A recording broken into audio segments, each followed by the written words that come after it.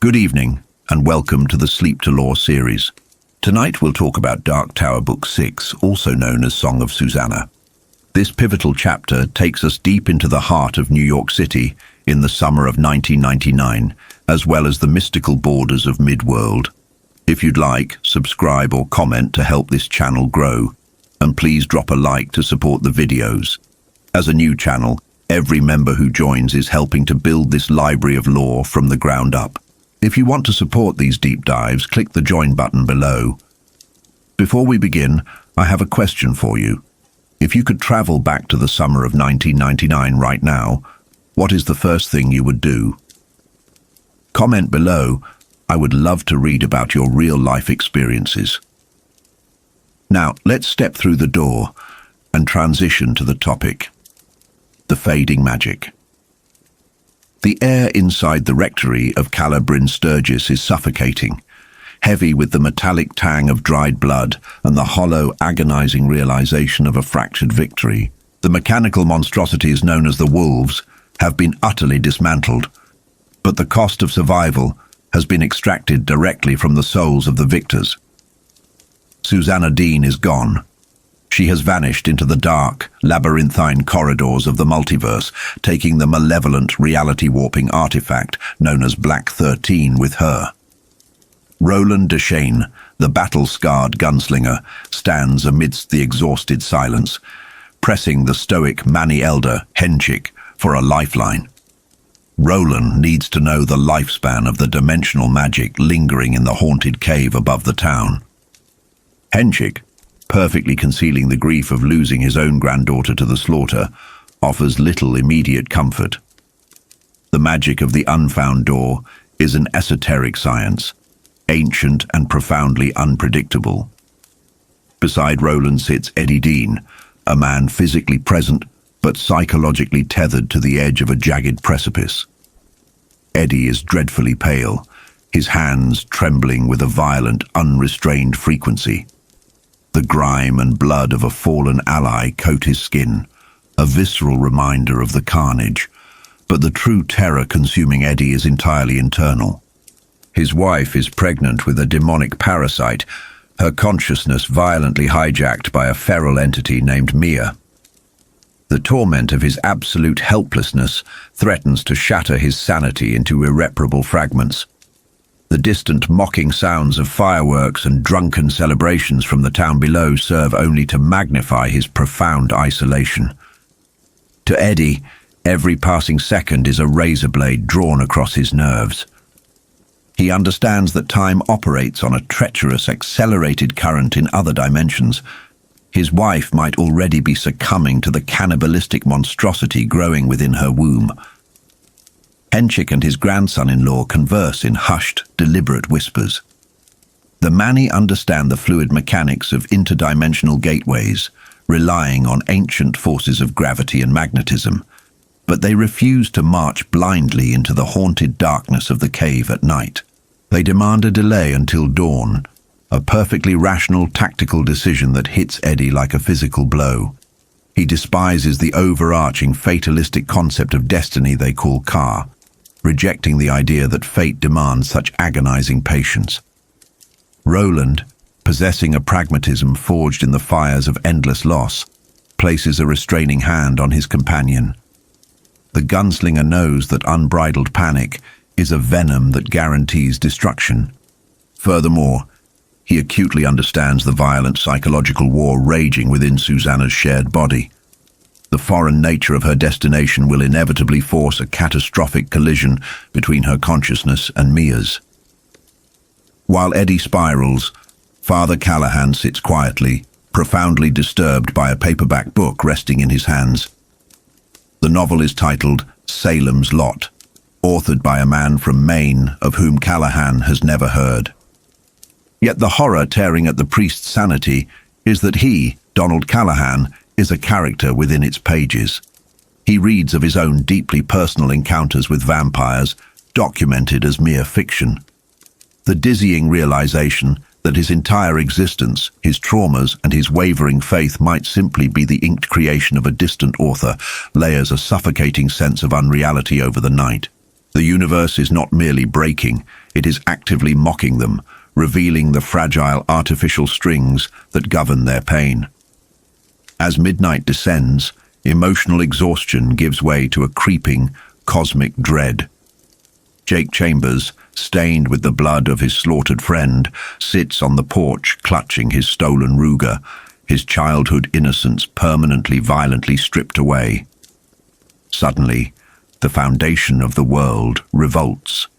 A deep subterranean groan tears through the earth. The porch heaves like a wooden vessel caught in a rogue wave. Wood splinters, windows shatter, and the lawn tears open, revealing its puckered brown depths. This is no mere tectonic shift. Roland's grim realization plunges the temperature of the room into absolute zero. This is a beamquake, one of the 6 colossal metaphysical beams that support the Dark Tower, the central nexus holding all of creation together, has just catastrophically snapped. The sheer, unfathomable magnitude of energy released by a severed beam means that somewhere in the overlapping multiverse, an apocalypse of biblical proportions has just occurred. Entire dimensions have likely been incinerated, their skies falling in sheets of apocalyptic flame. The terrifying psychological weight of this event presses down upon the group. Only 2 beams remain intact.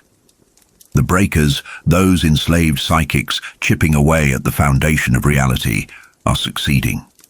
Time is not simply running short for Susannah. The hourglass of existence itself is shattering. They are standing on the precipice of oblivion, playing a desperate game of cards to pass the agonizing hours, waiting for a dawn that might be the last they ever see. The Cave of Ghosts. The dawn brings a biting, bitter frost that mirrors the grim determination of the traveling party. Henchik arrives with a significantly reduced force of 40 Manny men, the terrifying reality of the overnight beamquake having thoroughly purged the faint-hearted from their ranks.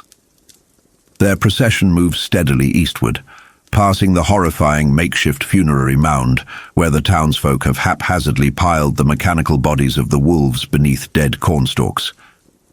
It is a desperate attempt to bury a nightmare, fueled by the primal fear that the slaughterers might inexplicably rise again. Approaching the rocky ascent, Eddie's fragile composure is tested. Sitting abandoned near the path is Susannah's battered wheelchair, its chrome streaked with blood and a single wheel severely warped. The sight of the empty chair acts as a physical blow to Eddie's chest, a mocking monument to his absolute failure to protect the woman he loves. His toxic, impotent rage flares, but Henchik strictly shuts it down, dismissing anger as a destructive emotion that clouds the necessary focus of the mind. Nearby, Jake forces himself to stare at the blood-soaked dirt where his friend was blown apart. The boy digs a deactivated lethal explosive from the soil and hurls it away in bitter disgust. The trauma of the battlefield is a heavy, suffocating cloak that these warriors must wear without buckling. The treacherous path to the cave bears the violent scars of the recent beamquake. A massive, obstructing boulder has been completely pulverized, an unnerving reminder of the fragile, decaying state of their physical reality. The cave mouth gapes like a black, silent wound in the earth. Inside, the unfound door sits entirely mundane, stripped of its terrifying, reality-bending aura, now that the malignant, psychic weight of Black 13 has vanished.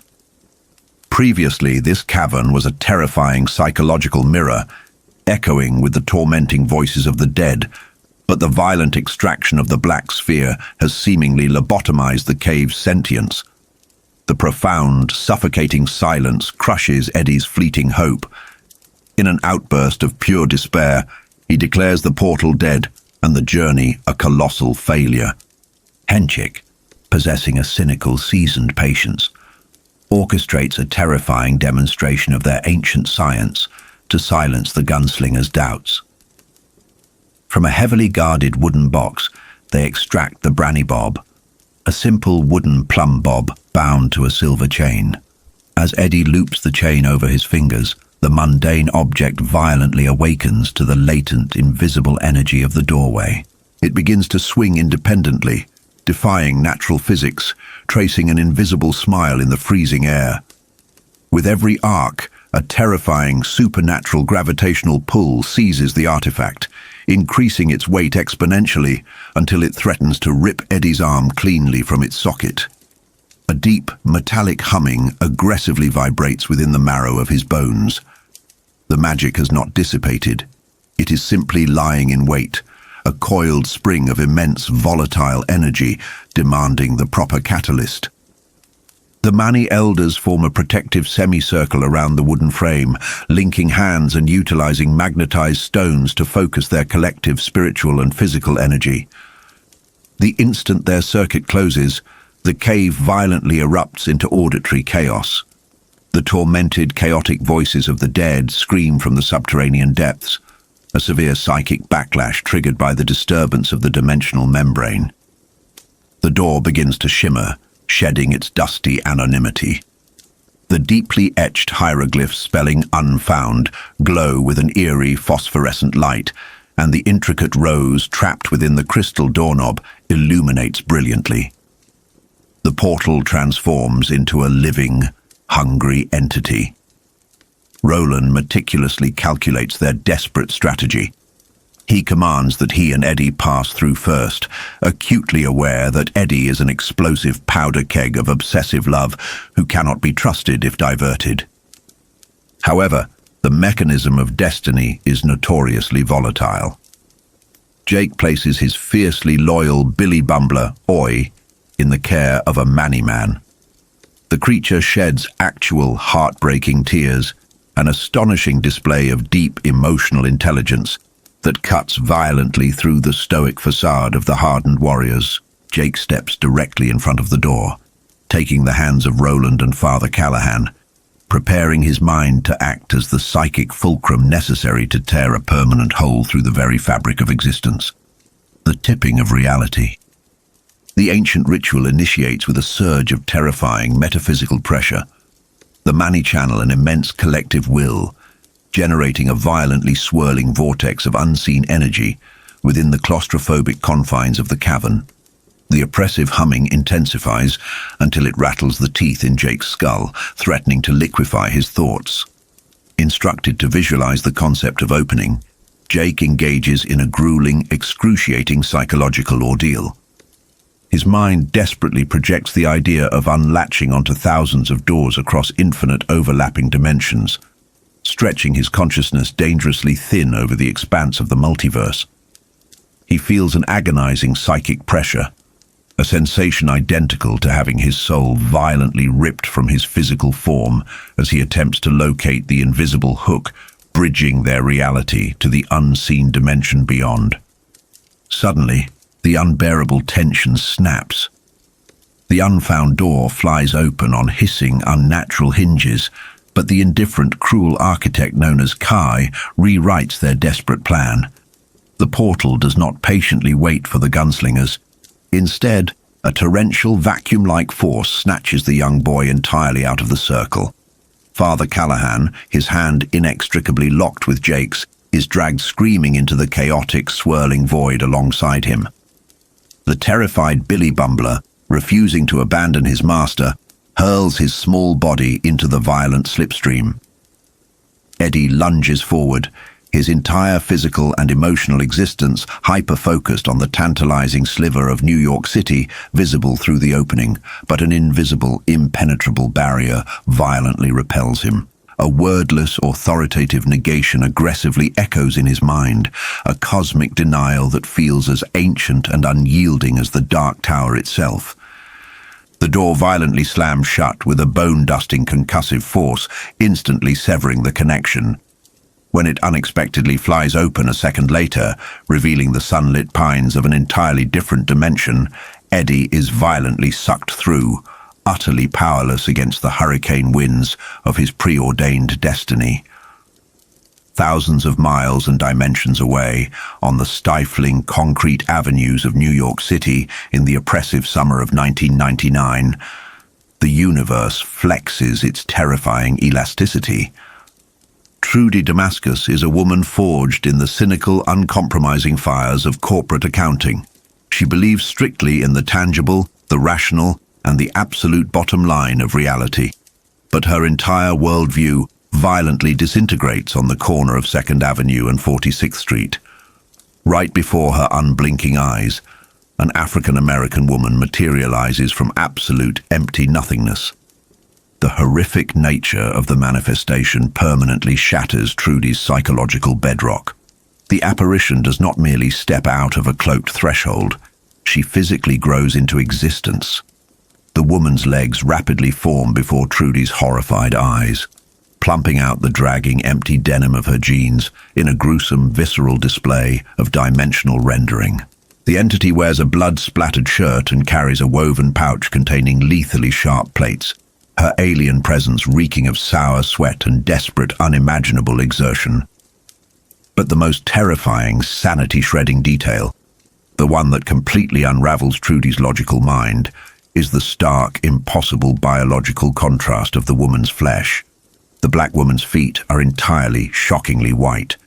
This being is a fractured, desperately warring dual entity.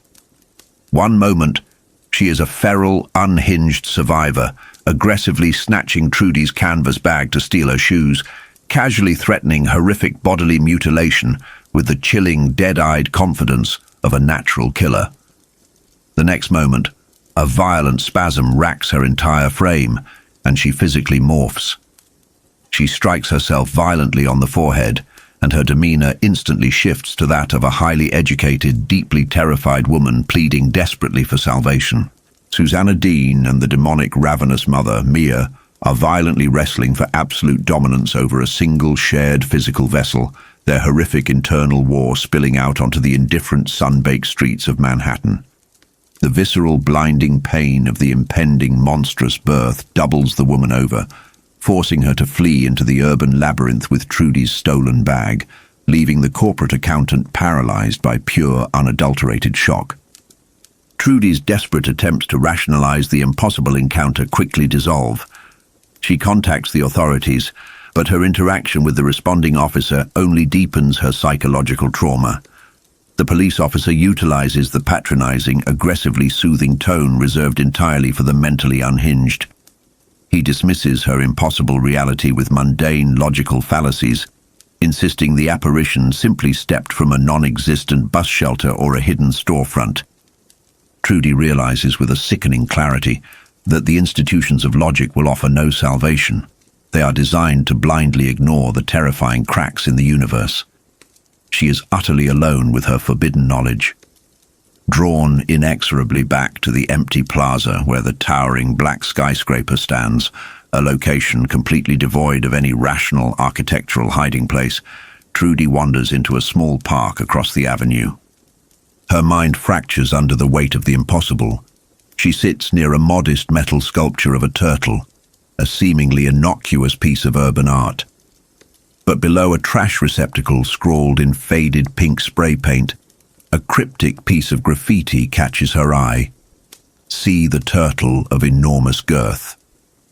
It is a chilling, synchronized echo of the ancient cosmic law upholding the beams of the Dark Tower itself, the very rhyme the gunslingers recited realms away. The macroverse is bleeding its secrets onto the grimy concrete of Manhattan.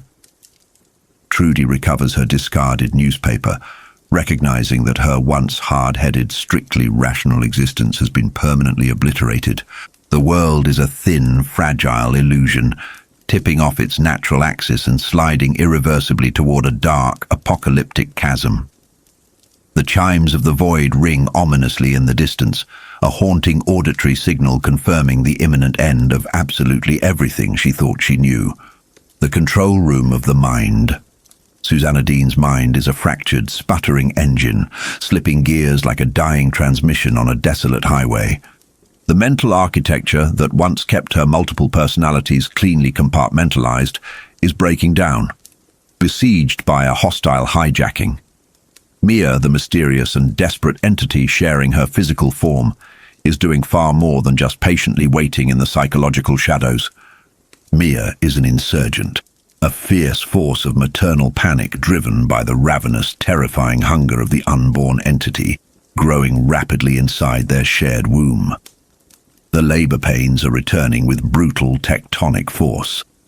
Susannah realizes with a creeping visceral dread that if she does not intervene, this demonic child will rip its way into the world right on the sidewalk, killing them both in a spray of blood and amniotic fluid. Susannah's psyche conjures a dark associative memory from her college days at Columbia.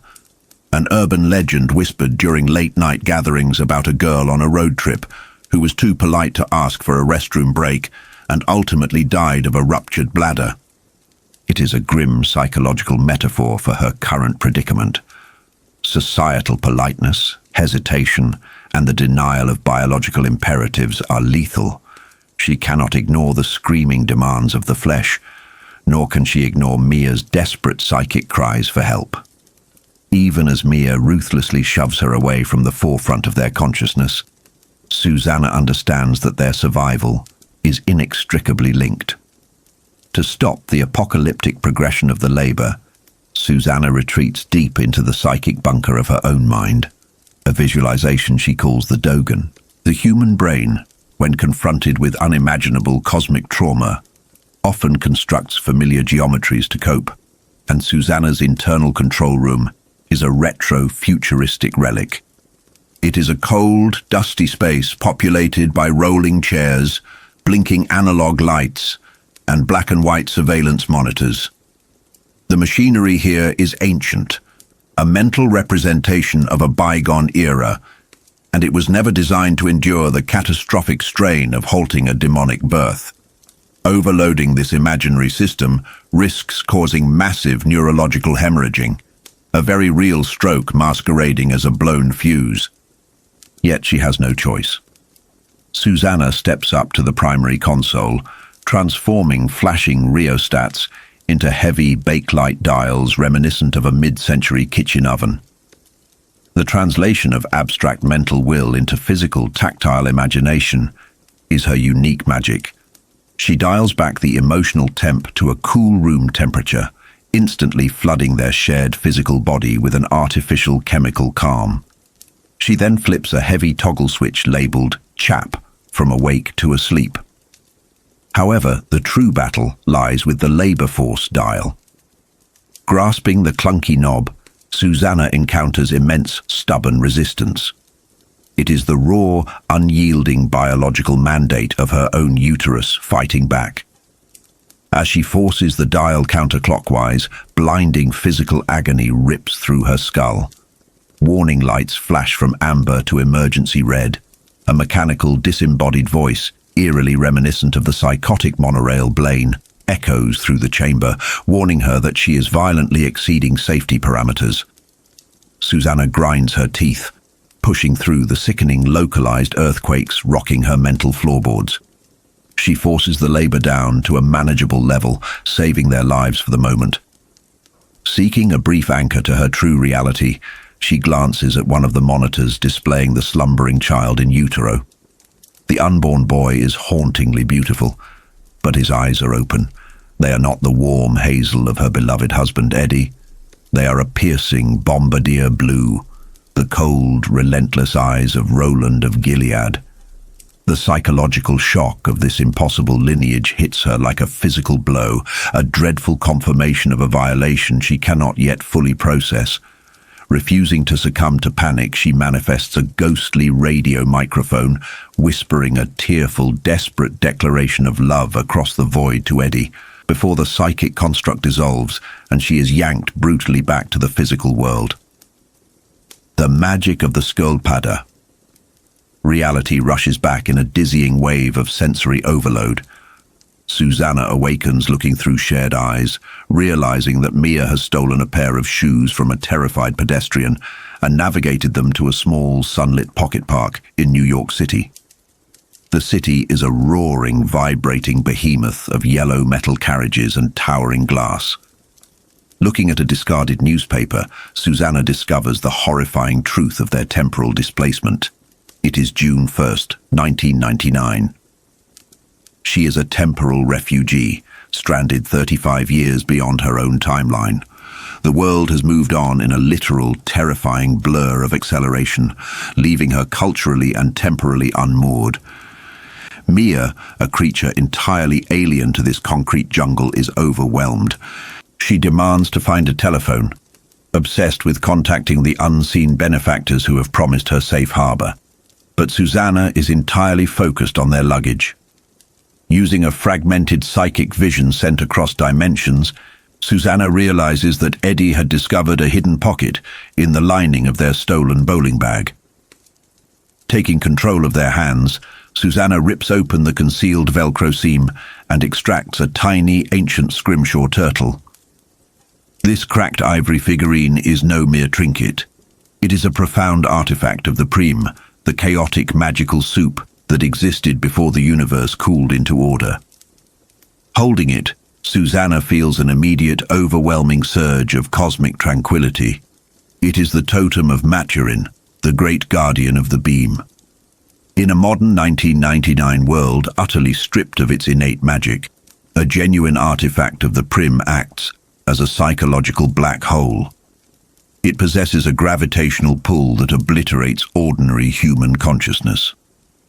This power is immediately demonstrated when a passing Swedish diplomat, Matthiessen van Wyck, stops dead in his tracks.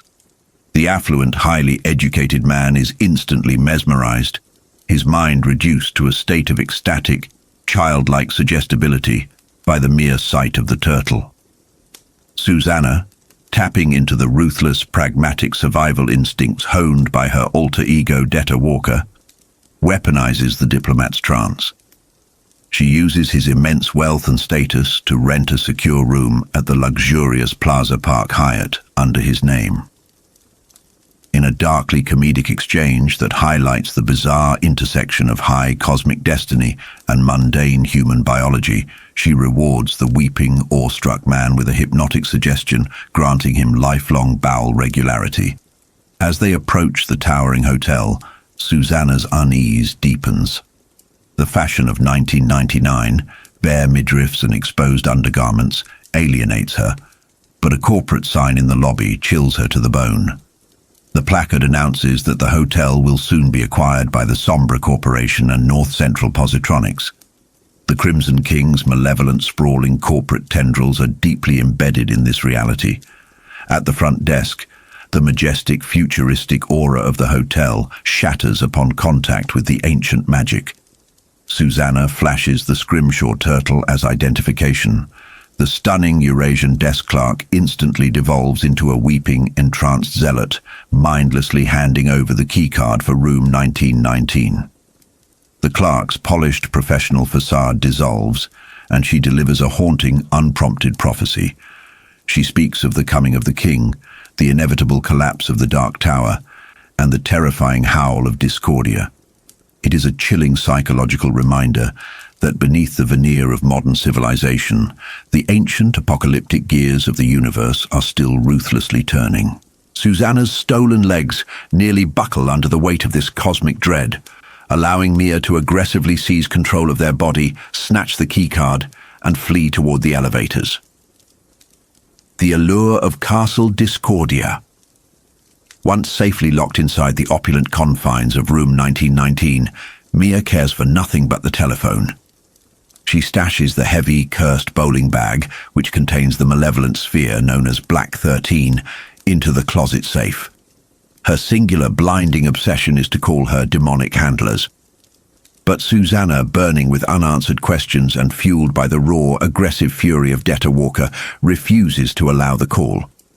Utilizing her formidable psychic strength, Susannah forces Mia into a violent mental-to-dash trance, demanding a parley before any external contact is made.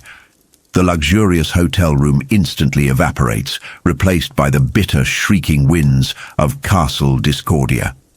Susannah finds herself localized within a rusted medieval cart on the Allure, the crumbling stone wall-walk of a fortress teetering on the very edge of the cosmic abyss. The psychological shift is jarring and terrifying. This mindscape perfectly reflects the apocalyptic stakes of their conflict. Below them yawns a bottomless courtyard smelling of ancient technological death. On the horizon, the sky is bruised by a sickening, pulsing crimson light, the distant, unholy forge of the Crimson King. Mia stands before her, leaning against the jagged stone merlons, deeply pregnant and draped in a heavy serape. The most shocking revelation to Susannah's fractured psyche is Mia's appearance. She is completely white-skinned. This racial duality adds a profound layer of psychological friction, deeply enraging the debtor-walker aspect of their shared identity. Mia casually eats golden pokeberries, her demeanor a chilling mix of maternal pride and arrogant ignorance. Here, on the precipice of the abyss, Mia unveils the horrifying truth of the unborn child's lineage. She explains the arcane, forgotten biology of the demon elementals, the hermaphroditic spirits that linger on the edges of the fading beams. During Roland's desperate consultation with the oracle in the distant past, the succubus took the gunslinger's seed while in a female state. Later, within the speaking ring, that exact same entity shifted to a male aspect and violently transferred Roland's genetic material into Susannah. Susannah recoils in absolute visceral horror. The child growing inside her is a genetic and demonic hybrid, a creature engineered by ancient darkness. Mia's voice swells with insane, fanatical pride as she declares that the boy's name will be Mordred.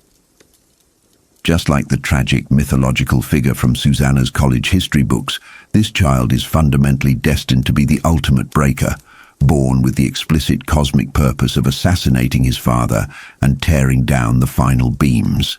The conversation spirals into the grand, tragic philosophy of the fading universe. Mia explains that when the primal magic of the universe began to recede, humanity succumbed to the hubris of rational thought. Brilliant scientists and alchemists built massive dipolar machines to artificially sustain the beams that hold reality together. Now, the world has moved on. The creators are dead, their populations decimated by plagues like the superflu, and the machines are inevitably breaking down. The Crimson King is merely accelerating a structural collapse that is already terminal. Susannah and Detta, analyzing Mia's fanatical devotion, realize the tragic, pathetic truth of their hijacker. Mia is profoundly naive.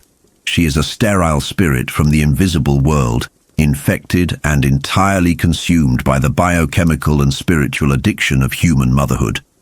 Mia genuinely believes that the agents of the Crimson King will allow her to raise this apocalyptic weapon as a normal, loving child. Susannah tries desperately to pierce this veil of maternal delusion. She points out the glaring, terrifying reality. Mia is a disposable pawn. Her unseen masters view her merely as a temporary, expendable incubator. Once the child is delivered, the agents of the dark will inevitably discard her, returning her to the chaotic soup of the void. But Mia's willful ignorance acts as an iron shield. The terrifying truth is entirely eclipsed by the desperate, blinding fantasy of holding her son. The betrayal at the Plaza Park. The tense, revelatory astral parley is violently shattered by a shrill, piercing mechanical sound that rips across the dimensions. The telephone in the physical hotel room is ringing, bleeding through the psychic construct of the castle. The sound triggers an immediate chaotic collapse of the visualization. The sky above Castle Discordia tears open like brittle parchment, and Susannah is violently slammed back into her physical body, lying on the bed in room 1919. Mia lunges for the receiver with the desperate, frantic energy of an addict reaching for a fix. On the other end of the line is a man who introduces himself as Richard P. Sayre. His voice is a chilling auditory masterpiece of corporate banality, mixed with utter, remorseless evil. Sayre is a high-ranking operative of the Crimson King, and he speaks with the oily, condescending patience of a predator who has completely secured his prey. He is the bureaucratic face of the apocalypse, seamlessly blending the language of a polite concierge with the intent of a demon. Sayre expertly manipulates Mia's deepest, most vulnerable desires. He weaves a comforting tapestry of lies, assuring her that she alone will be trusted with the upbringing and nursing of the infant Mordred. Mia swallows the deception whole, her voice trembling with pathetic, tearful gratitude. She is so entirely blinded by the biological imperative to mother the child that she cannot hear the hollow, mocking undertones in Sayre's polished delivery. But Sayre, reveling in his absolute power, cannot resist inflicting psychological torture on the captive Susannah. Addressing her directly through the receiver, he casually delivers news that stops Susannah's heart. He informs her that her beloved husband Eddie and her steadfast dinner Roland are currently walking into a fatal ambush. Sayre confidently predicts that she will be a widow within the hour. In a horrifying flash of deductive clarity, Susannah connects the narrative dots. She realizes exactly how Sayre's forces knew where to set the trap. Days ago, Father Callahan had shared the traumatic story of his journey through the doorways, explicitly detailing his path and the people he met. Mia, lurking silently in the back of Susannah's consciousness, had eavesdropped on every word. Driven by her selfish, singular obsession to secure a delivery room for her demonic offspring, Mia had contacted the enemy. She traded the precise location of the unfound door and the lives of the entire ka-tet for the illusion of maternal safety. This profound, staggering betrayal triggers a volcanic eruption within their shared psyche. The fragile truce evaporates. Susannah and the vicious, unhinged debtor-walker fuse into a singular, unified force of raw, homicidal vengeance. They hurl themselves at Mia in a brutal, existential cage match for control of the physical body. In the hotel room, their shared form staggers and thrashes like a dancer possessed, slapping at its own face, dropping the telephone onto the thick green carpet. But the sheer, terrifying adrenaline of a mother defending her unborn young proves insurmountable. Mia is infused with a monstrous, supernatural strength. In the shadowy, metaphysical battleground of their mind, Mia wraps spectral hands around Susannah's throat and physically drives her backward. With brutal efficiency, Mia shoves both Susannah and Debtor into the deepest, darkest psychological brig of their consciousness. Massive iron doors slam shut, triple-locking the hosts away in a lightless oubliette. Left in absolute control of the physical vessel, Mia straightens her blood-stained shirt, her breath ragged but victorious. She is entirely immune to the moral weight of her catastrophic treachery.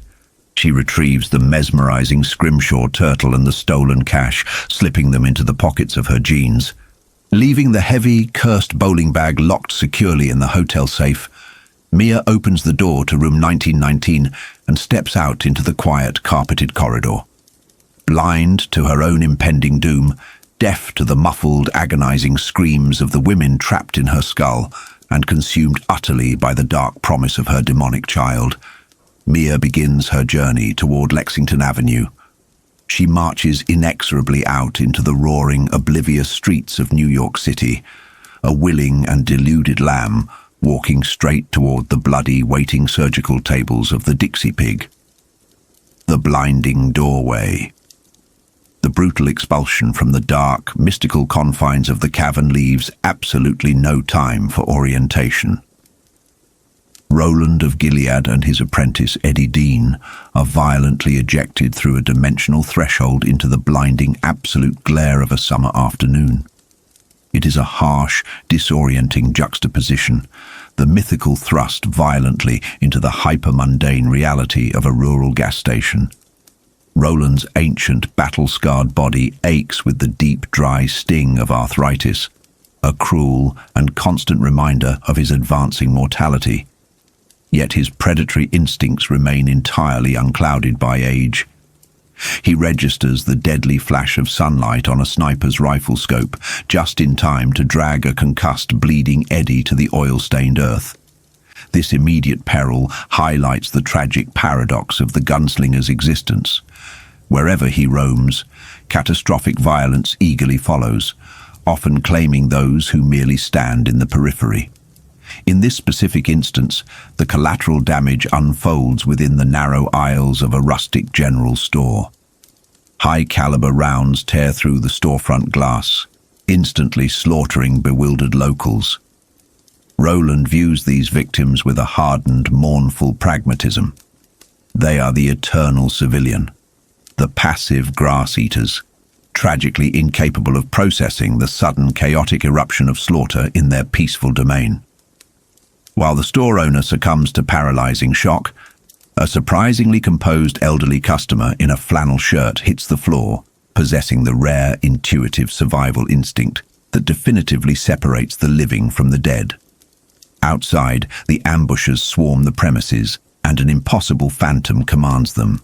It is Jack Andolini, a brutal mob enforcer whom Roland watched die a gruesome death on a distant beach in an entirely different reality.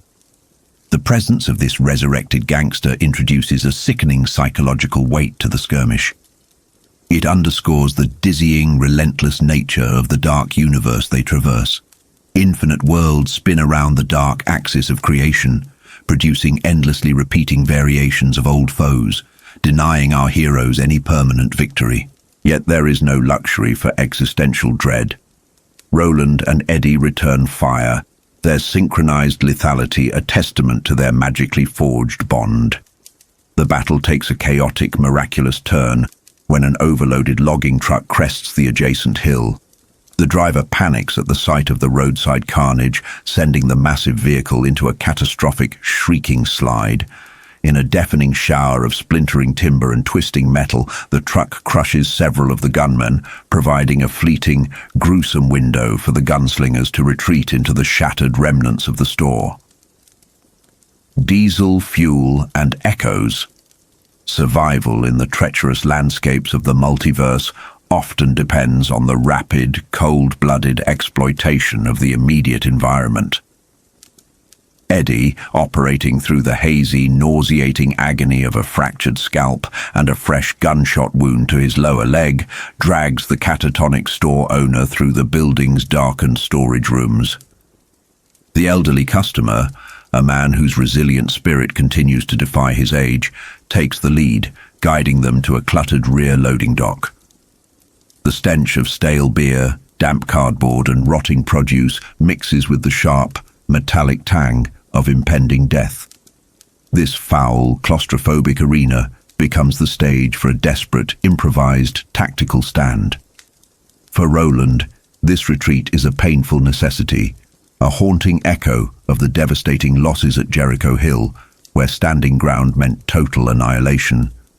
Roland spots an archaic diesel fuel pump, and a makeshift, desperate alliance is instantly forged. The elderly man vigorously cranks the rusted pump, dousing the wooden dock in thick, dark fuel, transforming the battleground into a dormant, volatile trap. When more of the hired guns flank the building, Eddie unleashes a ruthless barrage of fire. One of the attackers is yet another ghost from their past, a thug Eddie had previously executed in a completely different timeline. The sheer psychological absurdity of killing the exact same man twice threatens to unmoor Eddie's sanity, but the searing adrenaline and the primal overriding need to protect his makeshift family keep him firmly anchored. He taunts the mobster from the shadows, employing his Brooklyn-bred bravado as a psychological weapon to stall their advance. The insults strike deep at the mobster's fragile ego, forcing the attackers into a hesitant, enraged frenzy rather than a calculated, overwhelming push. This brief delay is everything, as bullets splinter the air and a thrown explosive violently reshapes the store's interior architecture. The flannel-clad stranger casually tosses a lit flame into the spreading lake of diesel. The fuel erupts into a roaring protective wall of fire, severing the immediate line of pursuit. Guiding them through the junkyard debris behind the burning building, the old man leads the bleeding gunslingers into the sheltering, aromatic embrace of the dense pine woods. Here, beneath the tranquil canopy of trees, Roland pauses. He studies the intricate, overlapping patterns of the shadows cast upon the forest floor. The realization hits the aging warrior with the sickening force of a physical blow. The shadows here all point in the exact same direction, a visual confirmation of a terrifying cosmic truth.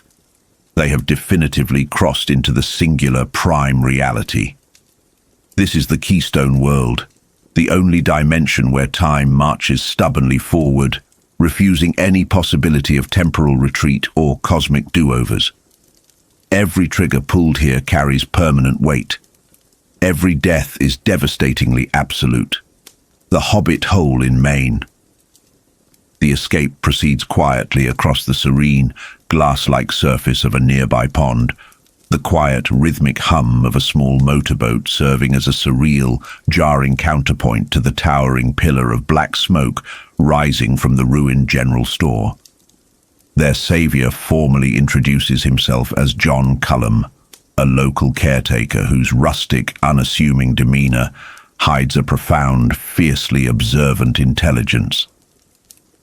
As they glide over the sunlit water, the sheer isolation of the Maine wilderness begins to feel like a fragile, painted illusion, a temporary and deceptive reprieve from the cosmic war raging around them. Without warning, Eddie is gripped by a visceral, agonizing psychic flash. He intimately feels the terror of his pregnant wife, trapped in an entirely different era, desperately calling out to him from across the vast gulf of time. The psychic intrusion is a stark, painful reminder of the immense emotional stakes tethered to their physical journey. They are fighting not just for their lives, but for the soul of their family. Cullum notices the strange, palpable energy radiating from the young man and confronts the pair with a localized piece of folklore that sends profound chills down their spines. He carefully asks if they are what the locals refer to as walk-ins. Cullum solemnly explains that over the past few years, the region has been plagued by the spontaneous appearances of bizarre, out-of-place individuals. Some speak incomprehensible alien languages. Others bear the hideous radioactive disfigurements of slow mutants stumbling out of a poisoned apocalyptic timeline.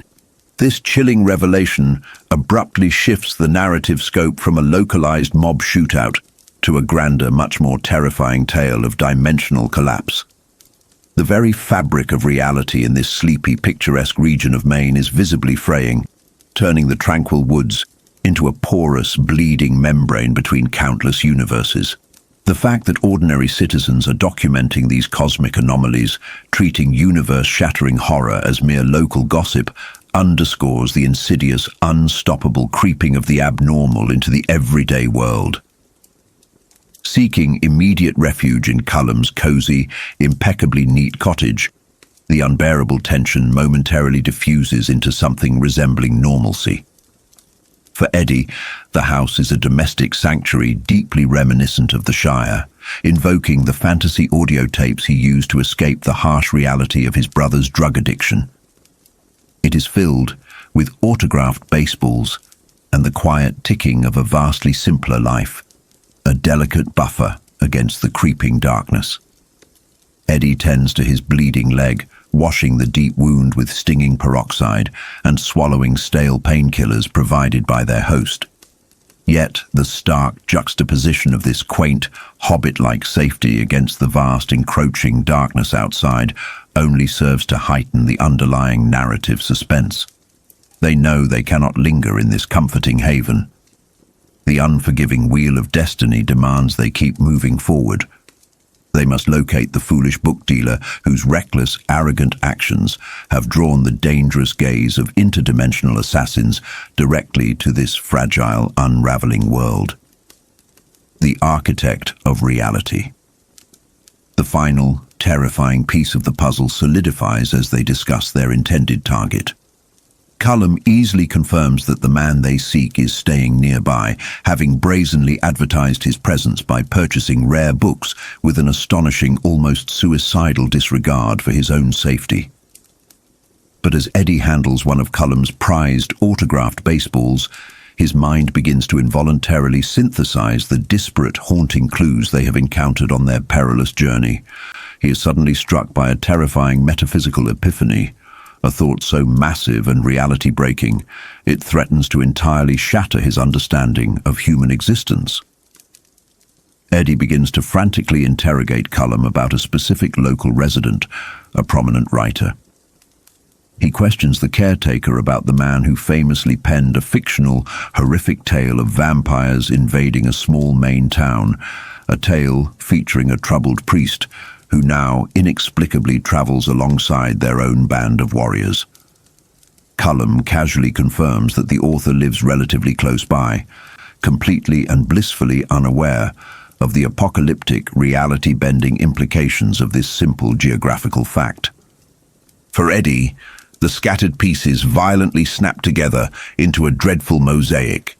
The sudden, chaotic influx of dimensional anomalies, the disturbing walk-ins bleeding through the fabric of space and time, all began shortly after this particular writer relocated to the area. This is not mere coincidence. It is a terrifying, paradigm-shifting revelation of authorship and predetermined destiny. The psychological horror of realizing that their immense suffering, their relentless bloody battles, and their very core identities might merely be the orchestrated figments of a local novelist's imagination is incredibly staggering.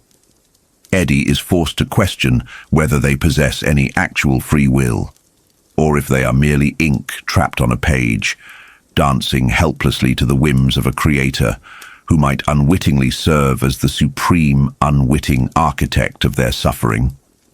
He wonders with mounting dread if this writer is a crucial pivot point holding reality together, acting as a godlike conduit, or worse, a localized, unconscious manifestation of their ultimate enemy's chaotic will. Is the Crimson King manipulating the narrative, or is the author their only shield against total erasure? Roland, ever the stoic pragmatist, clearly senses Eddie's spiraling existential dread and swiftly cuts the philosophical inquiry short. The mind-bending terror must be strictly compartmentalized if they are to survive the bloody trials of the day. Time in this prime keystone world is aggressively slipping away, a finite, precious resource that absolutely cannot be replenished or negotiated with. Every passing second leaves Eddie's wife infinitely more vulnerable to the encroaching darkness. Armed with precise directions and fueled by a renewed, incredibly desperate urgency, the aging gunslinger and his apprentice prepare to confront the careless book dealer. They step back out into the sunlit, definitive reality of rural Maine, leaving the temporary, deceptive warmth of the cottage behind. They are bound by a heavy destiny that feels increasingly, terrifyingly pre-written, marching forward toward a violent confrontation that will ultimately test the very limits of their agency in a universe seemingly governed by a merciless, hidden author. The Red Zone. The journey to the lakeside cabin is thick with the resinous scent of pine and the bitter, metallic taste of unspoken rage. Eddie Dean sits rigid in the passenger seat of their newly acquired Ford sedan, his temper inching dangerously into the crimson. They follow John Cullum's dust-caked pickup truck down a dirt path aptly named Rocket Road, leaving the shrieking sirens of the East Stoneham shootout far behind them. For Eddie, the raw horsepower of a modern engine under his foot feels almost like a religious awakening after months of bruising horseback travel across desolate landscapes. But this fleeting physical comfort is entirely eclipsed by his furious, swirling thoughts of Calvin Tower. Tower, the cowardly, myopic bookstore owner, had blatantly ignored Father Callahan's desperate, life-risking warning to hide in obscurity. Instead, the foolish man has been merrily gallivanting around the picturesque Maine countryside hunting for rare out-of-print books, leaving a blindingly obvious trail for the mobsters to follow. Beside Eddie sits Roland of Gilead, radiating an ancient, desert-born serenity that only serves to amplify Eddie's boiling frustration. The gunslinger, hands folded peacefully, senses the murderous static crackling off his young companion. Eddie is forced to confront the dark, savage core of his own nature, a ruthless edge honed to a terrifying sharpness by Roland himself. When Roland quietly points out that if he could somehow manage to spare a whiny, self-centered junkie like Eddie back in their earliest days, Eddie can certainly manage to spare Calvin Tower now. The psychological juxtaposition is staggering. Roland uses Eddie's traumatic past, not as a blunt weapon, but as a reflective mirror, forcing the young gunslinger to recognize the immense capacity for grace within his own trauma. The parting of ways. They pull into a secluded driveway leading to a modest cabin bordering a glassy pond, a space echoing with absolute heavy stillness. Calla kills his engine, and Roland gently but firmly advises the old caretaker to leave immediately and never return to his home. The shadows of foolish, violent men still linger heavily on this path, and Calla, hardened by a past life as a prison guard, is no fool. Before he departs for the safety of Vermont, Calla casually drops a massive breadcrumb of regional folklore, pinpointing a nearby loop of road called Turtleback Lane as the absolute epicenter of local walk-in phenomena. According to his academic friend, it is a geographic anomaly where wanderers between worlds simply manifest out of thin air. Eddie files this terrifying bit of topological trivia away, a stark reminder that the borders of their reality are actively hemorrhaging, bleeding into parallel dimensions. They bid the old man a solemn farewell, wishing him the traditional long days and pleasant nights. Calla drives off, severing his brief but vital tie to their violent quest, leaving Eddie and Roland entirely alone in the haunting, deceptive quiet of the woods. The boathouse hermit. The cabin appears totally deserted, camouflaged by a thick bed of fallen pine needles, but Roland's preternatural instincts, a finely tuned radar born from a lifetime of brutal betrayal and sudden ambush, detect a hidden presence lingering near the brush-covered boathouse. The gunslinger raises his hands in a gesture of peace and commands Aaron Deepno to reveal himself, identifying himself by the bloodline of the Eld. Following a tense, suffocating silence, the rusty screen door shrieks open in protest. Out steps Deepno, a gaunt, cancer-hollowed spectre holding a large, unloaded automatic pistol by the barrel. It is a pathetic, almost comical display of defense, highlighting the sheer terrifying ineptitude of these New York exiles. They are completely out of their depth, playing a lethal game of hide-and-seek with ruthless monsters they barely comprehend, relying entirely on the mercy of a gunslinger they hardly know. The Strawberry Summit. Inside the cabin, the atmosphere abruptly shifts to a surreal, jarring domesticity. The three men sit around the small kitchen table, dipping fresh, blood-red strawberries into a sugar bowl, looking entirely like seasoned assassins casually washing their hands of a fresh kill. Deepno, looking pale and thoroughly exhausted, spills the pathetic truth of their situation. Calvin Tower's outright refusal to stay hidden in the damp boathouse was driven entirely by his pathological obsession. Books are not merely his livelihood, they are his psychological armor, his barrier against a world he cannot physically or emotionally control. The intense trauma of being relentlessly hunted has caused Tower to regress into compulsive hoarding, viewing his rare editions as literal extensions of his own fragile ego. When Deepno solemnly explains that Tower intends to completely renege on their supernatural deal and refuse to sell them the vacant lot, the sacred reality-anchoring ground holding the rose, Eddie's vision goes entirely crimson. Deepno tries to rationalize Tower's madness, explaining that the man's profound inability to let go of physical property is a deeply ingrained neurosis. To Tower, selling the lot feels exactly like a physical amputation. Roland, however, cuts through the psychological noise with his characteristic lethal pragmatism, insisting they will convince him, completely unfazed by the roadblock. As if summoned by the mounting, suffocating tension, Calvin Tower arrives in a rental car, gleefully clutching a fresh haul of books, entirely blind to the dark smoke rising from the town where innocent women just died because of his absolute negligence. The confession of blood.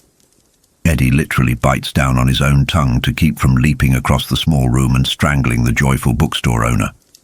He stares intensely at the floorboards, letting the sharp, coppery taste of his own blood ground him in reality while drops of it fall to his hands.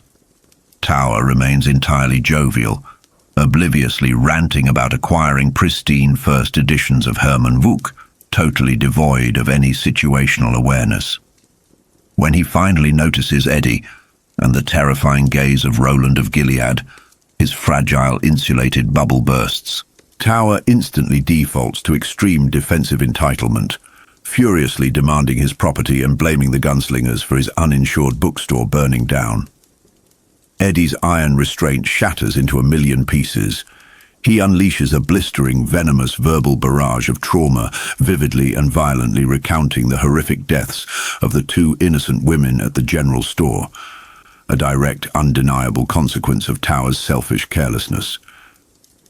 Eddie's fury is magnified tenfold by his own dark past. He recognizes the hideous, desperate face of his old heroin addiction, mirrored perfectly in Tower's booklust. He knows exactly what it means to sell your soul and endanger others for a temporary fix. Tower cowers against the wall, sweating profusely, clutching his bag of books like a pathetic shield against the inescapable weight of his guilt. When the hysterical bookstore owner screams his absolute denial of the facts, Roland finally intervenes.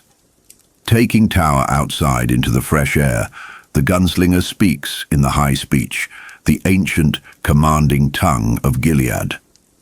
The words hold a mythic, deeply resonant power that effortlessly pierces Tower's defensive delusions, reducing the stubborn man to tears of genuine repentance. The psychological dam breaks completely, and Tower finally surrenders to the crushing gravity of their quest. The existential vertigo. While Deepno hastily drafts the vital bill of sale on a novelty beaver notepad, he examines the throbbing gunshot wound in Eddie's leg, bracing the young gunslinger for the crude surgery that must come next. It is a wildly jarring blend of suburban domestic mundanity and lethal interdimensional stakes. During a casual exchange of backgrounds, Deepno casually corrects Eddie about the location of his childhood home, Co-op City, stating with absolute unwavering certainty that it is located in the Bronx, not Brooklyn. The casual passing correction hits Eddie with the devastating force of a physical blow. The entire universe tilts sickeningly on its axis, plunging him into a terrifying spiral of existential dread. He realizes, with horrifying crystal-clear clarity, that there are infinite iterations of reality spinning around the Dark Tower. Some are mere reflections, fragile, echoing, and slightly distorted. Eddie understands deep in his bones that he was pulled from an alternate, imperfect shadow world, while this iteration, the one where Co-op City rightfully sits in the Bronx and where a writer named Stephen King's novels map out their exact destiny, is the true, prime reality. The chilling realization that his entire personal history might be nothing more than a geographical typo in the grand cosmic manuscript leaves him deeply shaken and questioning his own fundamental reality. The weight of the rose. Tower returns to the cabin, visibly hollowed out and utterly subdued. Without a single word of protest, he signs the makeshift contract, officially transferring ownership of the vacant New York lot to the ka-tet Corporation. He throws a fleeting, profoundly childish tantrum, shrieking for his promised $1 in a final pathetic gasp of his deeply wounded pride.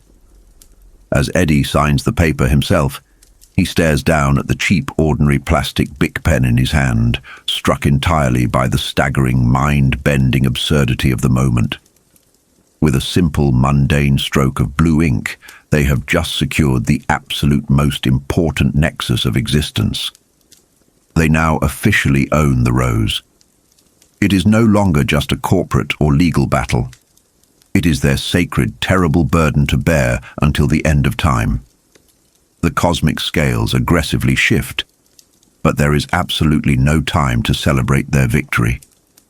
The lead bullet is still painfully lodged deep inside Eddie's shin. The magnificent metaphor. Roland prepares to operate on the hard kitchen floor, armed with nothing but a simple paring knife, a rusty pair of pliers, and Deepno's leather belt for Eddie to bite down on. As Eddie looks at the crude, terrifying surgical instruments, A profound wave of meta-awareness washes over his exhausted mind. He realizes they are actively, perfectly playing out the predictable tropes of a classic Western film. He recalls spending afternoons watching classic cinema with his doomed brother Henry, noting the deeply eerie, exact parallels between those fictional plots and their own recent bloody battle against the wolves of the Calla. The director of that very film was named John Sturgis, a name that perfectly, impossibly mirrors the town they just saved. Roland, hearing this cinematic connection, simply attributes it to the undeniable force of fate, the inescapable wheel of destiny. They are literal characters trapped in a massive narrative loop, bleeding real blood on the linoleum, while an author's invisible godlike hand actively guides the pliers. Roland pours the burning disinfectant over the wound and digs into the torn flesh, entirely focused on his grisly task. Eddie violently bites the leather belt, tasting the bitter, undeniable reality of the blinding pain, firmly anchoring himself to the physical world as the ancient gunslinger deftly extracts the flattened lead slug directly from his bone. The whispers of the future. The brutal operation concludes swiftly. Tower, obsessively examining his newly acquired literary treasures, babbles excitedly about a highly valuable, rare, misprinted edition of a novel written by an obscure local author named Stephen King. The dramatic irony is thick and absolutely suffocating. Tower is blindly holding a fictionalized published account of Father Callahan's tragic life, completely unaware that the vampire-hunting priest is currently wandering the terrifying multiverse.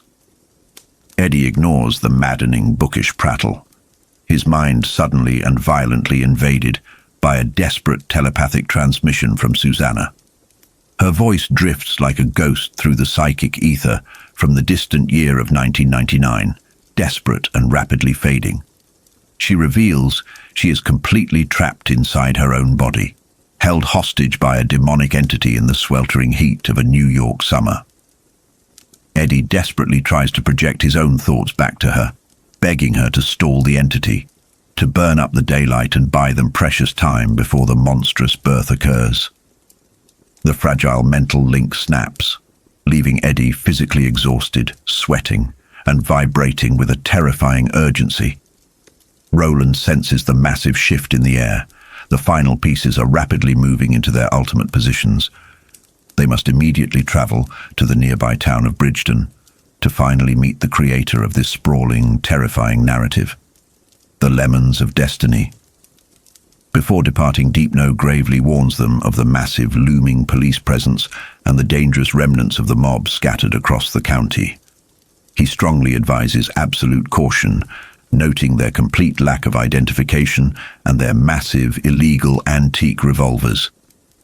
Eddie takes the grim advice with a dark, weary grin. As a parting gift to Calvin Tower, a bizarre reward for his reluctant bravery in the signing of the deed, Eddie offers a piece of profound financial prophecy gleaned from his tragic junkie brother. He forcefully tells Tower to invest heavily in a nascent computer company called Microsoft, promising astronomical financial returns that will make his bookstore look like a joke. It is a wildly bizarre injection of futuristic capitalism into an epic, magical quest, a highly pragmatic grace note to a bitter, strained alliance. Tower is highly skeptical, but Roland solemnly assures him that Eddie speaks the absolute, unwavering truth. With the deed securely in Roland's pocket and their temporary allies safe for the moment, Eddie and Roland slide back into their stolen vehicle. As they rapidly drive away, permanently leaving the fading smoke of East Stoneham behind them, Roland breaks his usual iron stoicism to actually look back and wave goodbye. The gunslinger feels the crushing, undeniable magnetic pull of the Dark Tower actively drawing them in. The climax of their ancient, blood-soaked journey is rapidly approaching. They are walking the absolute line of fate, moving inexorably toward their elusive creator, their final destiny, and the rapidly approaching end of all things. The architecture of trauma. Susannah plunges into a suffocating dreamscape, a dark psychological cellar where her deepest traumas intermingle with the agonizing decay of the universe. In this swoon, the authoritative, disembodied voices of legendary news anchors narrate a relentless litany of tragedies.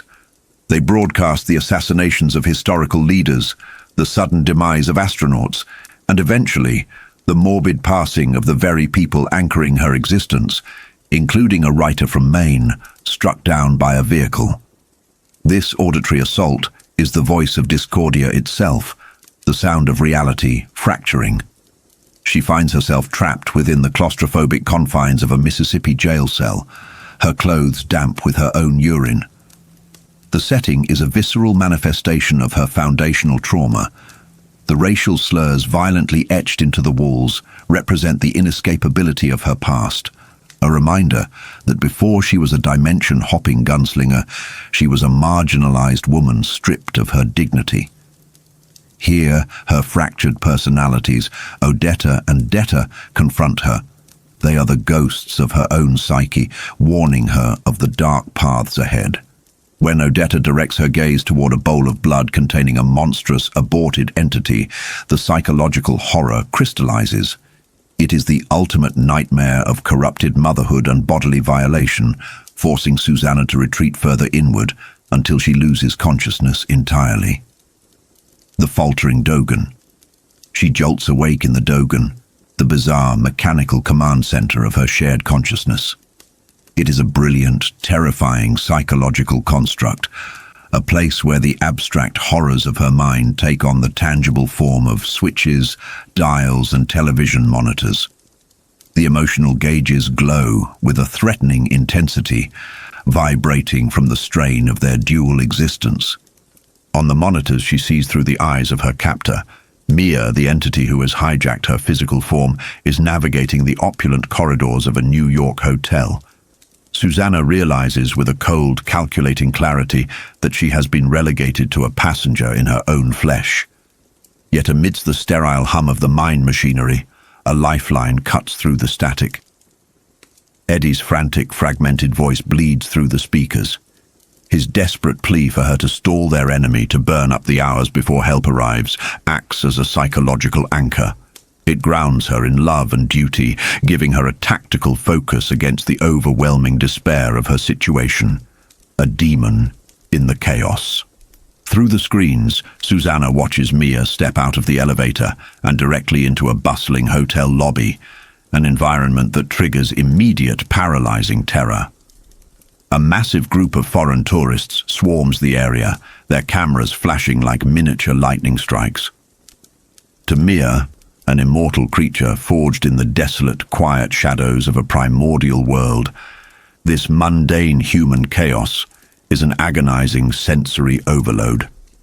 She cringes away from the tourists, terrified that the bright flashes are demonic energy that might harm her unborn child. Watching this, Susannah recognizes a crucial vulnerability. Mia is powerful, but she is utterly ill-equipped to handle the overwhelming friction of modern reality. Seizing the psychological upper hand, Susannah breaks her silence. She offers to guide the panicked entity out of the overwhelming crowd, but only in exchange for the unvarnished truth about the child they are carrying. Desperate to escape the dizzying throng of humanity, the ancient spirit agrees, allowing Susannah to maneuver them into the secluded safety of a nearby restroom. The colonized flesh. In the sterile quiet of the bathroom, Susannah directs Mia to invert her blood-stained shirt, a mundane action that serves a horrifying ulterior motive. As the clothing shifts, Susannah is granted another view of her own lower body, and the sight instills a renewed, sickening dread. Her dark skin has faded entirely, permanently replaced by the pale, unblemished legs of her supernatural captor. This is body horror in its purest, most psychological form, a parasitic colonization, not just of the womb, but of racial identity and physical autonomy. The spirit is rewriting Susannah's genetic canvas. Detta's harsh, mocking voice echoes from the deeper recesses of their shared mind, brutally dissecting Mia's naive belief that the dark forces she serves will actually let her keep the child. Debtor's cruelty acts as a necessary defense mechanism, a sharp scalpel cutting through the spirit's protective delusions. Overwhelmed by the mocking and the truth she refuses to face, Mia forcefully pulls Susannah down into a shared psychic memory, dropping them both through the floor and into another realm. The graveyard of magic and machine. They land in Hypnotic, a desolate, shadowless town that feels like a decaying Western movie set abandoned at the end of the world. It is a purgatory where time holds its breath. As they walk the dusty street, Susannah observes the horrifying remnants of a fallen society. Rusting robotic barkers, discarded animal masks used by raiders, and the looming metallic architecture of a sinister experimental facility. It is a place where the ancient magic of the world violently collided with cold, ruthless technology, leaving nothing but ruin. Walking beside her is the mental projection of Mia, heavily pregnant and chillingly indifferent to the atrocities committed in this place.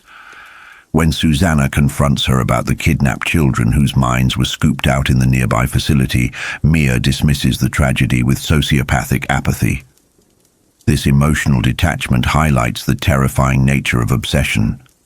The spirit's desire for motherhood is so absolute, so blindingly narcissistic, that the suffering of 1,000 mortal children means absolutely nothing against the gravitational pull of her own impending delivery.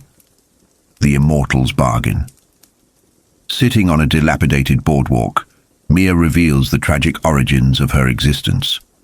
Through a ghostly, seductive projection of her former self, she explains that she was once a formless elemental, a creature who lured men to their deaths through pure, carnal exhaustion.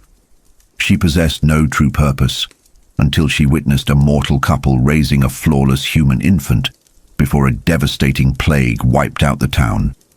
From that moment, a desperate, agonizing hunger for a child consumed her. Centuries later, the architect of all their misery, a grinning demonic sorcerer acting as the Crimson King's emissary, arrived to exploit this craving.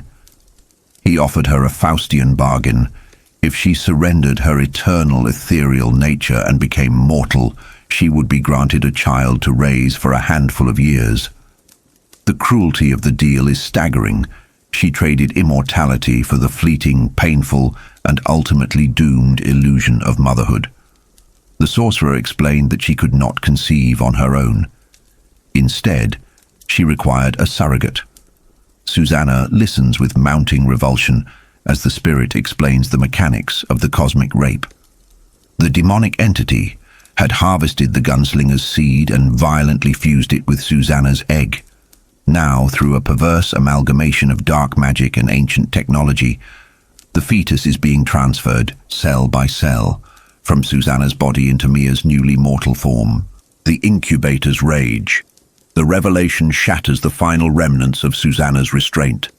The psychological violation is absolute. She is nothing more than an involuntary incubator, a vessel forced to endure the physical toll of a pregnancy, only to have the child siphoned away into a usurper. Her rage boils over as she begins to ruthlessly dismantle Mia's fragile fantasy. Susannah points out the glaring, undeniable holes in the sorcerer's promises. She highlights the absurdity of trusting entities who feed on destruction, suggesting that the dark forces have no intention of letting her raise the prophesied child.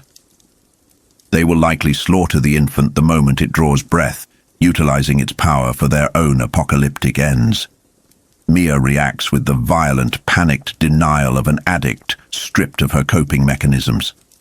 Unable to endure the suffocating weight of Susannah's logic, she violently shoves them out of the psychic memory, snapping their consciousness back into the tiled reality of the New York restroom. Armed with the knowledge she has gained, Susannah knows she must continue to manipulate the physical world to stall for time. She guides her clueless captor through the intricacies of mortal currency, ensuring she uses the correct paper bill to secure their exit. Once on the street, Susannah's tactical brilliance shines through. Spotting a flamboyant street preacher arguing with law enforcement, she retreats back into her mental control room. Utilizing the microphone within the Dogen, she projects her voice directly into the preacher's mind. The man falls to his knees, utterly convinced he has just been touched by divine intervention, creating a massive, chaotic distraction. While the preacher praises the heavens, Mia silently slips into a taxi, unknowingly carrying them both deeper into the jaws of the enemy, while Susannah counts every precious burned-up second, the singing reality. As Roland Deschain and Eddie Dean enter the seemingly unremarkable town of Bridgeton, Maine, the very fabric of reality begins to hum. It is not the holy resonance of the rose they have come to know, but a raw, gathering force that elevates them into a state of euphoric terror.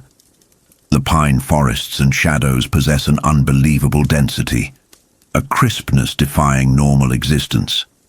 Eddie realizes they are experiencing the exact opposite of the Todash void. This world is violently, undeniably real. They are riding the absolute current of the beam. There is a profound psychological weight settling over both men. For Roland, a gunslinger who has spent centuries chasing a myth, the realization that he is approaching the nexus of creation brings a chilling dread. What if the architect of their universe is not a benevolent deity, but a cruel, absent-minded fool? The fear of an empty tower is replaced by the far more terrifying prospect of an incompetent god. Yet Eddie grounds this cosmic dread in pragmatic survival. Surrounded by a chorus of unseen voices and faces watching from the foliage, his mind races with temporal schemes. He envisions merging Holmes Dental with the ka-tet Corporation, using future knowledge to amass immense wealth under the guidance of Moses Carver. His goal is not greed, but universal preservation, buying out the sinister North Central Positronics before it can rise to aid the Crimson King. It is a desperate, brilliant gambit. If they cannot save all the beams, perhaps they can safeguard this key world, the only reality where cosmic do-overs are strictly prohibited. Here, the rose and a man named Stephen King might be enough to hold the tower aloft. The dirt road to God. The old Ford turns onto a secluded dirt path marked only by a private drive sign, and the invisible choir erupts into a roaring harmonic din. The atmosphere is an intoxicating spiritual overload that leaves Eddie's muscles trembling. He knows, with the absolute certainty of a created being, that he is approaching his maker. The sheer existential friction of approaching the source of one's own narrative is too much for mortal biology. Roland, the stoic warrior of Gilead, suddenly loses his composure. His weathered skin pales dramatically, and he is forced to lean out the window, violently emptying his stomach onto the roadside. This visceral reaction is a masterclass in psychological horror, the ultimate survivor reduced to sickness not by a physical monster, but by the gravitational pull of his own author. It highlights the unnatural paradox of fiction bleeding into reality. Yet, even exhausted and exalted, Roland's ancient blue eyes gleam with relentless purpose. He commands Eddie to drive on. If the man at the end of this road is their god, Roland is prepared to look him in the eye and demand directions to his destiny. The encounter by the lake. The house is surprisingly modest.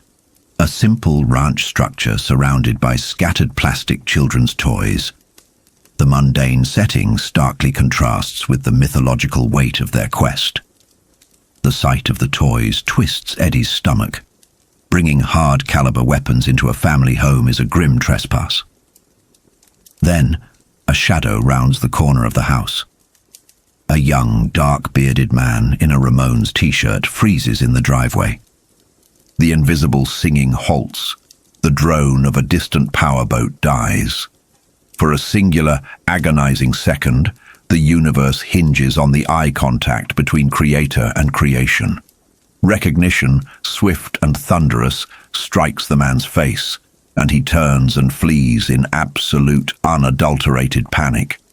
Roland gives chase, cornering the frantic writer in the shallow waters of the adjacent lake.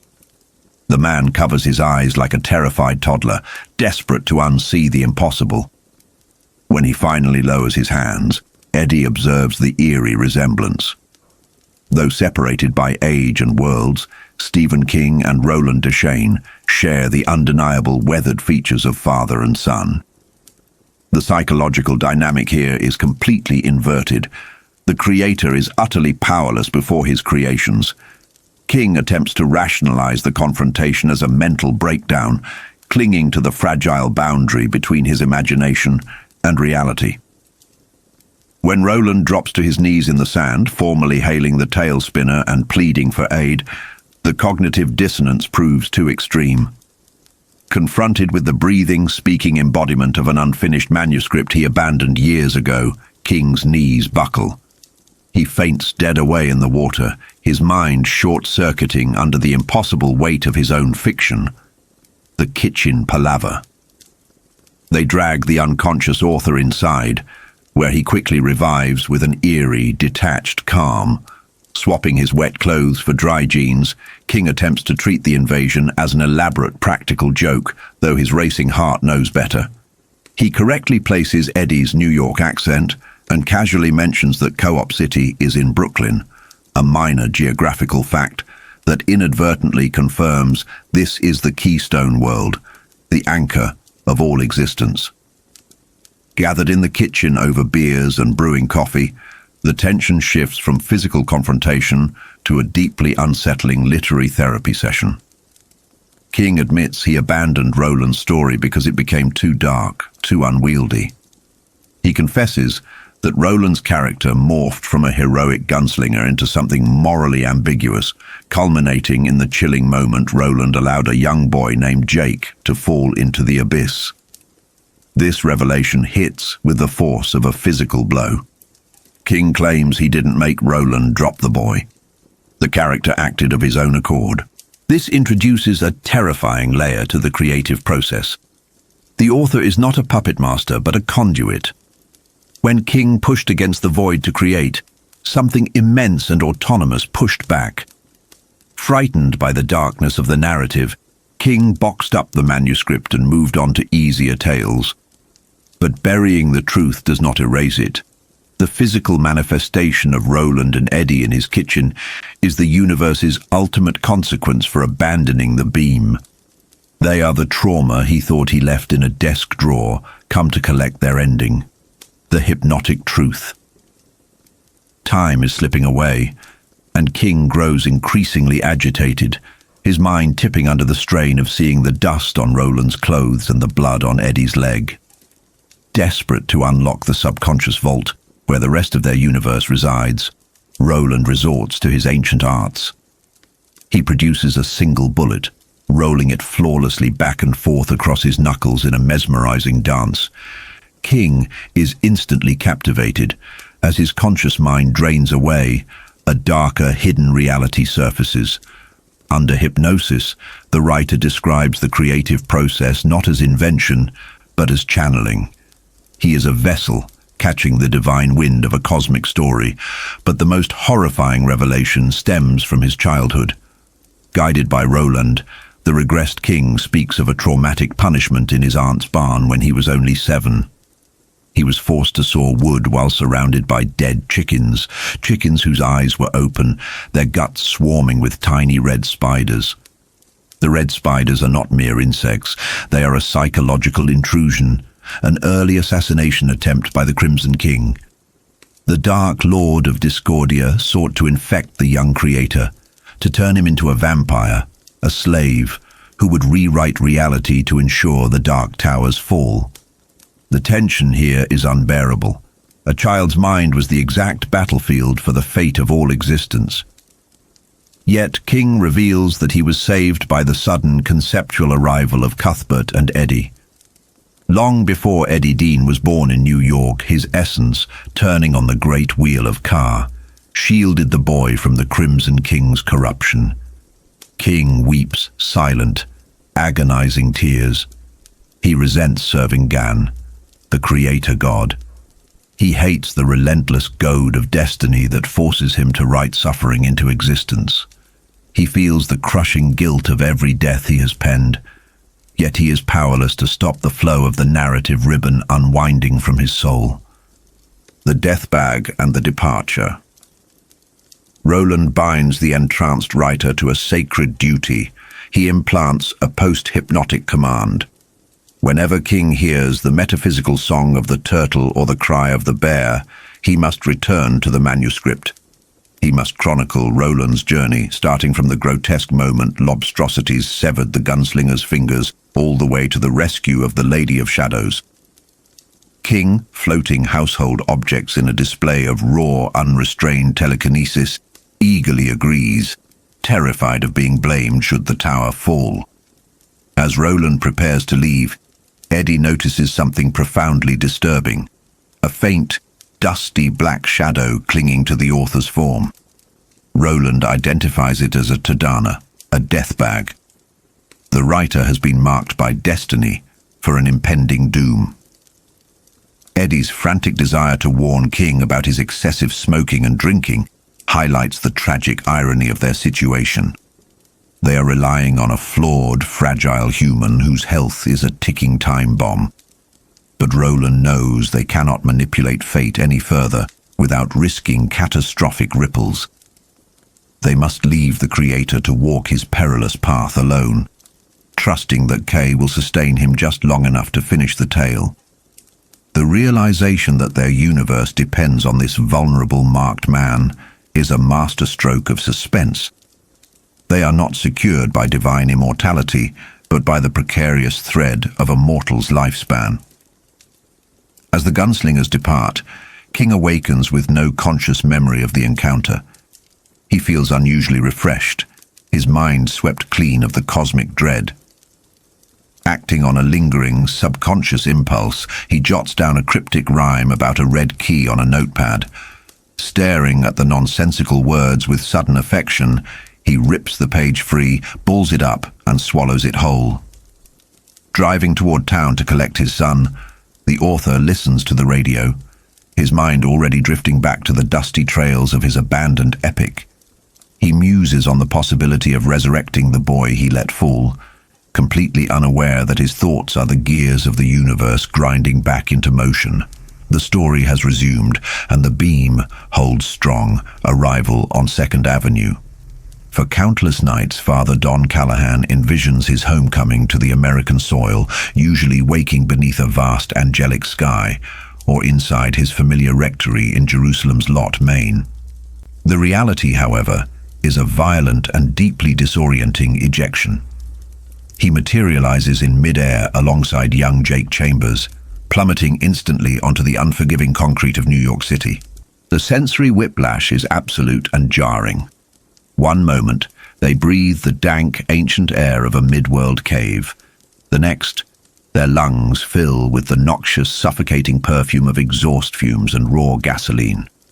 The cacophony of blaring taxi horns entirely replaces the ethereal, haunting chimes of the dark to-dash spaces. Callahan crashes hard onto his hands and knees, tearing his denim jeans and scraping his palms raw, undergoing a brutal physical baptism back into his native reality. Amidst the sprawling, indifferent metropolis, a street preacher named Earl Harrigan bellows about divine retribution, his voice a thunderous anchor in the urban chaos. But the mundane, mechanical dangers of the city waste absolutely no time in asserting themselves. A speeding yellow taxi nearly crushes Jake, an incident that triggers a terrifying psychological snap within the boy. This is no longer just a 12-year-old child from a privileged New York background. This is a hardened survivor, molded by Midworld's relentless brutality. In a homicidal frenzy, Jake violently assaults the vehicle, drawing his heavy Ruger and aiming it directly at the terrified driver's face. The barrel trembles wildly, betraying the fragile, fractured psyche of a boy forced prematurely to bear the crushing weight of a gunslinger's mantle. It takes Callahan's desperate physical intervention and Harrigan's unexpectedly gentle touch to de-escalate the explosive tension, barely averting a senseless bloodbath on the bustling avenue. The Rose and the Preacher. Harrigan is a fascinating psychological mirror for the two travelers. He is a loud zealot of the concrete jungle, aggressively prophesying apocalyptic god bombs to anyone who will listen, yet he possesses an undeniable, razor-sharp psychic sensitivity that belies his eccentric exterior. After aiding Callahan with a belligerent horn-honking driver, employing a brutally effective thumblock that speaks volumes of a violent, unrepentant past, the Preacher provides uniquely crucial intelligence. He warns them of a mentally intrusive woman, clearly the fractured dual entity of Susannah and Mia, who mentally instructed the Preacher to ensure the duo visits a nearby hotel before pursuing her further into the dark night. This surreal intersection of street-level grit and sweeping cosmic destiny deepens profoundly when Harrigan marvels at the spiritual energy radiating from a nearby corporate plaza. Jake, slipping seamlessly into a prophetic, trance-like state, channels the divine voice of the universe's creator, Gan.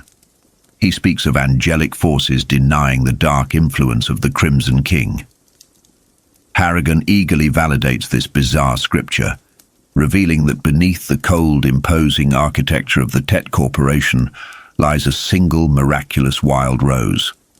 This solitary flower serves as a profound psychological anchor for the weary travelers. In a city utterly sick with transgression and drowning in modern cynicism, the rose sings an unbroken song of purity. It is a fragile, yet defiant symbol of life, secretly guarded by the very corporate titans who typically represent the absolute antithesis of old magic. It reminds them exactly what they are fighting for. The blood-red key. Leaving the fervent Preacher behind to manage his concrete parish, Callahan and Jake approach the brightly lit Plaza Park Hyatt. The glaring, almost offensive contrast between the glittering, oblivious high society exiting their stretched limousines and the grim, blood-soaked quest of the two travelers highlights the surreal, detached nature of their journey. Jake seamlessly adopts a polite, deferential, childlike facade to navigate the upscale hotel lobby, a chilling testament to his total loss of innocence. He expertly retrieves a message left under his name, a package purportedly from the author Stephen King.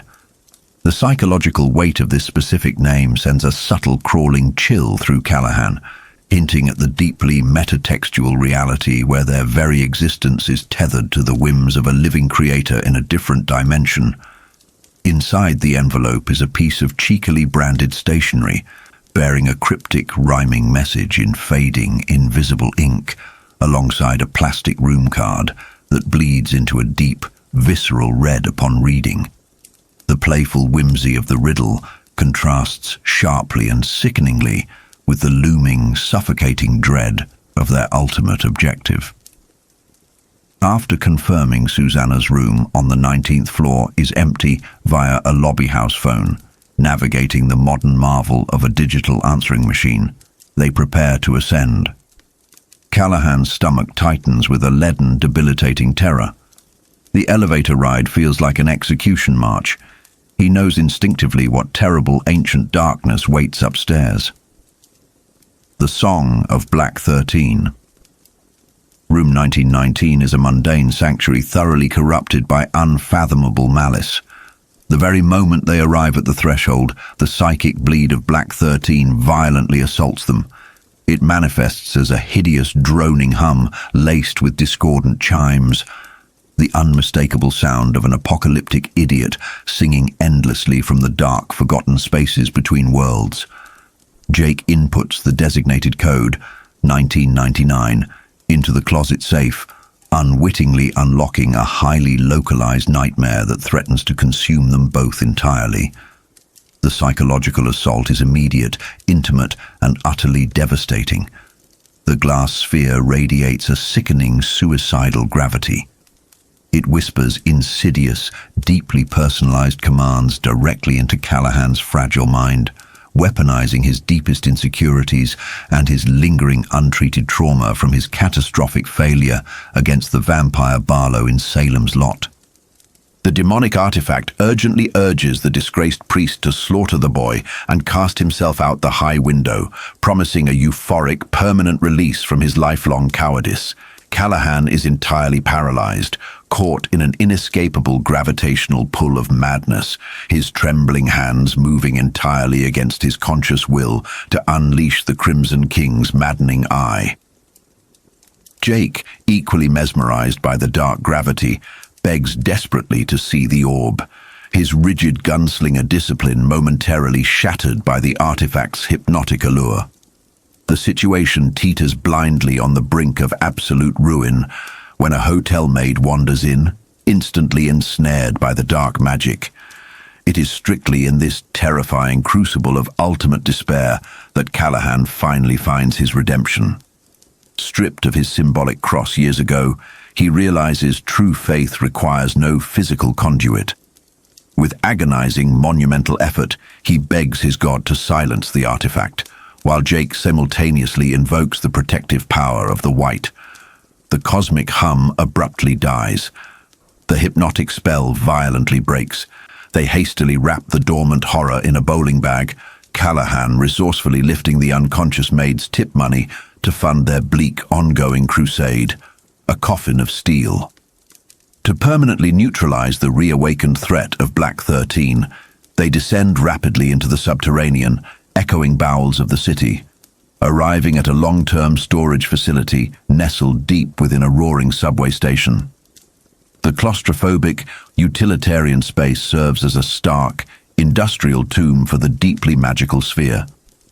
They securely stash the bag inside locker 883, methodically feeding their stolen currency into an automated token machine, purchasing time until June of 2002. As Callahan closely inspects the metallic dispenser, a cold, paralyzing realization washes over him. Stamped discreetly on the machine's casing is the undeniable logo of North Central Positronics. The psychological horror deepens exponentially as the priest understands the sheer, inescapable scale of their ancient enemy. The Crimson King does not merely reign in the ruined, poisoned landscapes of mid-world. His invisible tendrils actively choke the technological infrastructure of their native reality. True evil is not just a roaring monster hiding in the dark. It is highly corporate, deeply systemic, and brutally mundane. They turn the key, entombing the cursed artifact under the immense, crushing physical weight of Manhattan, sincerely praying the dense steel and concrete will permanently smother its dark, intoxicating song forever. The turtle and the pig. The final, fatalistic leg of their journey brings them directly to the misty intersection of Lexington and 61st. The atmosphere is thick with creeping urban fog and the grim, undeniable finality of a suicide mission. Jake carefully pieces together Susannah's fragile emotional state through residual psychic echoes, realizing she was moved to tears by a street musician's melancholic rendition of a sorrowful tune. He agonizes intensely over a lost talisman she desperately meant to leave behind, fully aware of how painfully thin their chances of survival truly are. Yet, Ka always provides. The loyal Billy Bumbler, Oi, retrieves the lost item from the filthy urban gutter, a delicately carved scrimshaw turtle, the skjoldpadda. Its serene, ancient eyes offer a fleeting, beautiful spark of hope, a profound reminder of the cosmic forces of good that still watch over their doomed fellowship. But the magical turtle cannot physically kill the waiting monsters inside the Dixie Pig. Standing resolutely before the restaurant, flanked by ominous, idling black limousines, Callahan and Jake entirely accept their impending violent deaths. The psychological transformation of Father Callahan is now absolute and complete. He is no longer the trembling, disgraced alcoholic who cowardly fled Maine. He stands tall, receiving his final solemn absolution from the young boy who stoically leads him. Jake, armed with lethal throwing plates, and Callahan, clutching the heavy Ruger, share a silent, unbreakable bond of ka-tet. They agree to move relentlessly forward, to fire without hesitation, and to perish on their feet. Stepping into the dim light and the sickeningly sweet scent of roasted meat, a redeemed fallen priest and a hardened child soldier cross the threshold into hell, fully ready to let the bullets fly. The corner of Lexington and fate. Destiny, or what the gunslingers call Ka, is rarely a grandiose force. It operates through the mundane, weaving profound tragedy from the smallest threads of coincidence. A broken-down transit bus, coughing black diesel smoke on the corner of Lexington and 61st Street, is all it takes to alter the trajectory of multiple universes. The resulting traffic snarl forces Mia, the desperate supernatural entity hijacking Susannah Dean's body, to abandon her taxicab a block early. Had the street been clear, Mia would have been delivered directly to the doorstep of her doom. Instead, the delay offers a fleeting, haunting pause on the edge of the abyss. Stepping onto the pavement, the shared consciousness of Susannah and Mia catches the mournful strumming of a street musician. He sits on a wooden crate, his guitar case open to the merciless New York rhythm, playing an old bluegrass tune about constant sorrow. For Susannah, trapped within the psychic confines of her own mind, the melody is a skeleton key. It unlocks the heavy iron doors of her past, dragging her back to the suffocating heat of Oxford, Mississippi, in the bloody summer of 1964. The psychological whiplash is absolute. Within the landscape of memory, time does not pass. It merely waits to be relived. Susannah is no longer a prisoner of a supernatural pregnancy. She is Odetta Holmes again, a young, fierce woman embroiled in the civil rights movement, singing in the moonlit weeds behind a segregated motor hotel. This memory is not a solitary experience. Mia, the primordial spirit who bargained away her immortality for the chance to bear a child, is dragged into the recollection alongside her host. For Mia, who understands only the cold, transactional nature of the demonic realms, the sudden exposure to human solidarity is staggering. She tastes the metallic tang of Odetta's fear, the very real threat of being murdered in the dark by bigoted men with sledgehammers, and marvels at the profound courage required to sing in the face of it. The psychological insight here is crucial. Mia is utterly disarmed by the realization that mortality, with all its fragile impermanence, is what gives human connection its breathtaking beauty.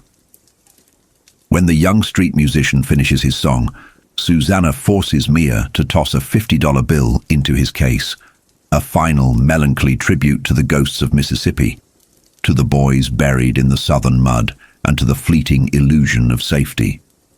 The Dogen's final warning. But memory is a luxury they can no longer afford.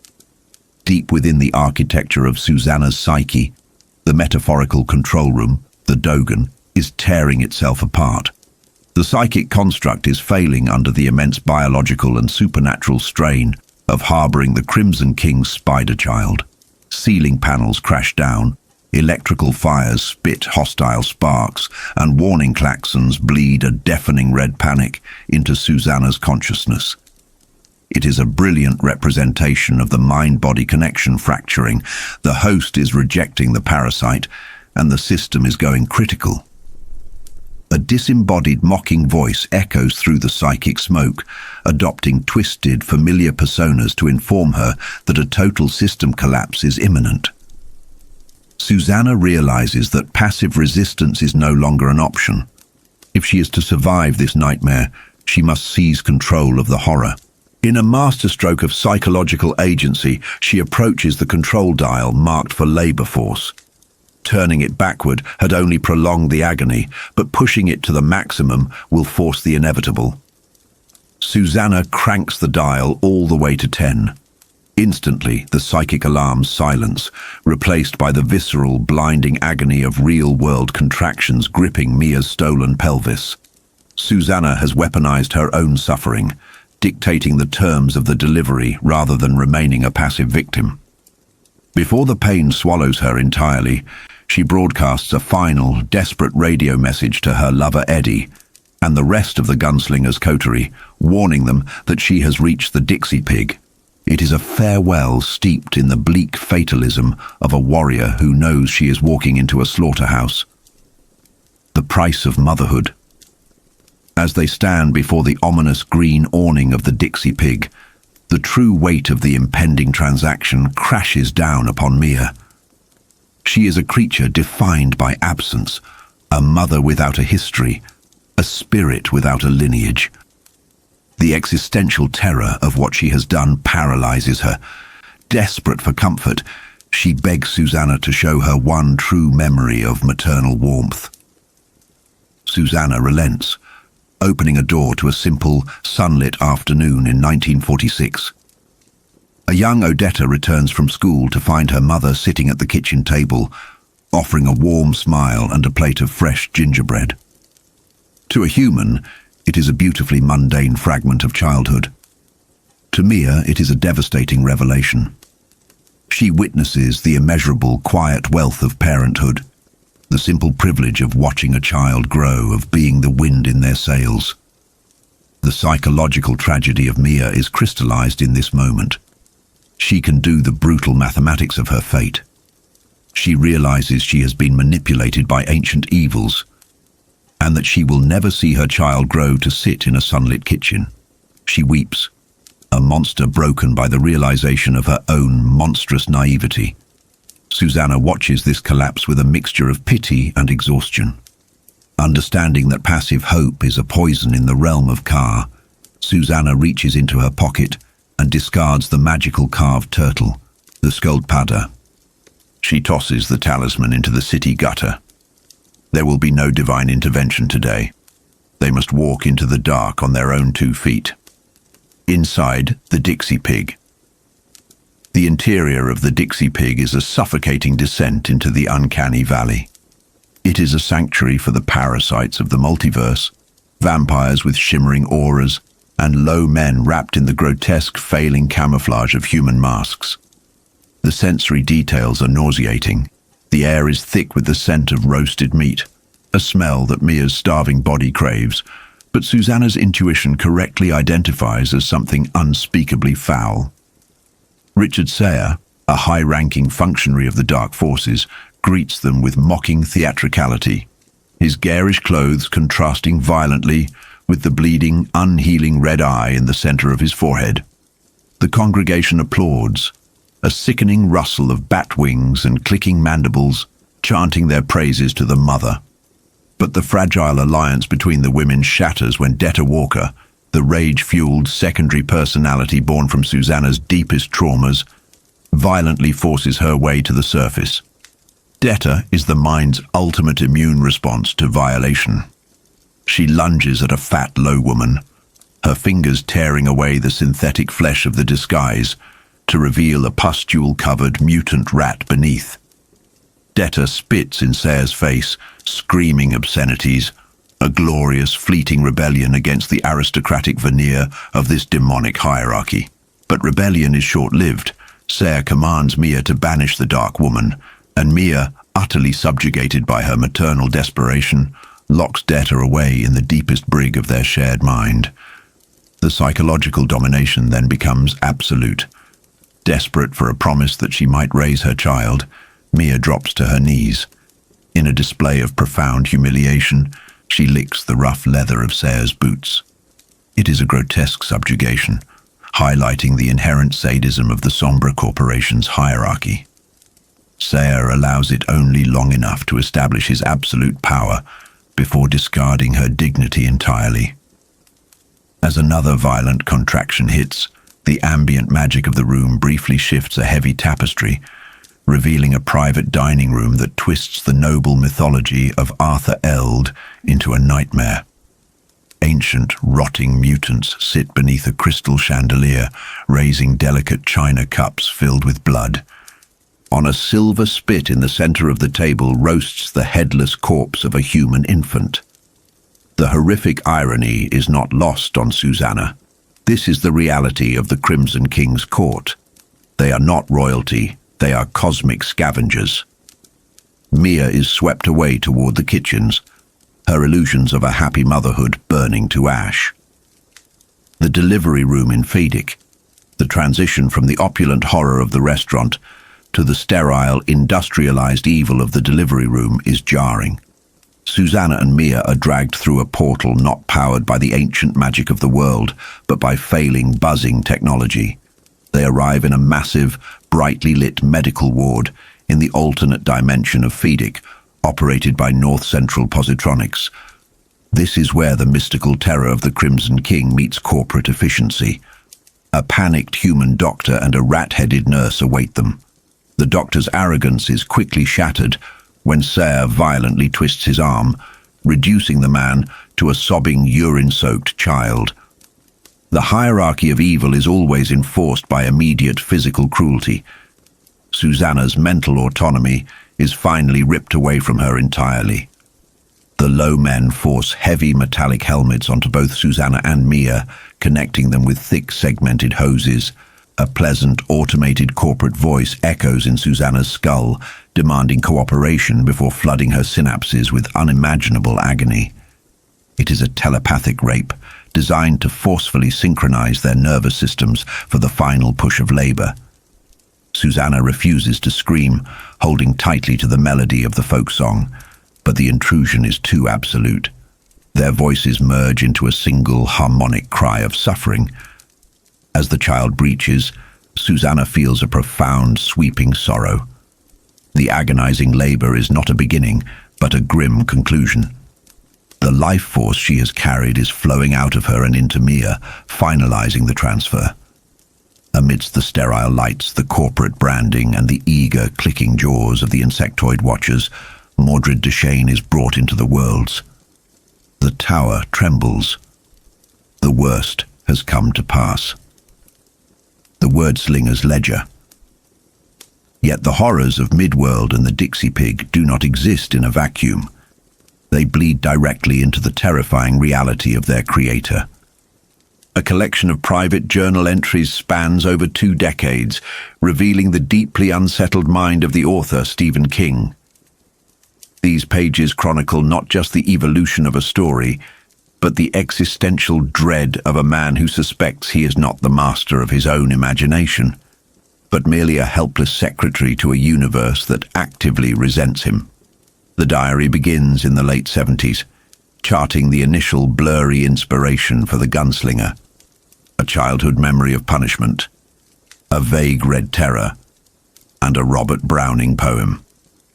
King unearths an old, mildewed manuscript in his garage and finds himself effortlessly slipping back into the narrative. But even then, there is a creeping psychological unease. As his career skyrockets with novels of creeping dread and rabid dogs, his personal life descends into the murky depths of substance abuse. The journal entries map a stark parallel between his addiction to alcohol and his addiction to the world of the Dark Tower. He writes in a drunken haze, terrified of the story, feeling an anti-creative force hovering over him, desperate to stop the tale from being told. The psychological burden of creation is staggering. King receives mountains of correspondence from fans, their demands ranging from entitled anger over cliffhanger endings to heart-wrenching pleas from the terminally ill. One letter from a dying grandmother in Vermont begs to know how the story ends before her brain tumor takes her life. King's internal reaction is one of profound, helpless guilt. He cannot tell her the ending because he genuinely does not know it. The author suffers from a cosmic imposter syndrome. He feels the story is not his to invent, but merely his to excavate when the wind blows. When the wind dies, he is as blind as his readers. As the years turn into the late 90s and King finally achieves sobriety, the barrier between the fictional midworld and the physical reality of Western Maine begins to dangerously thin. King documents unsettling synchronicities. He's gifted a bouquet of roses that seem to hum with a hypnotic, otherworldly energy, drawing his mind toward a specific fictional bookstore in New York. Rumors of walk-ins, bizarre entities wandering the rural roads, begin to circulate through his local community.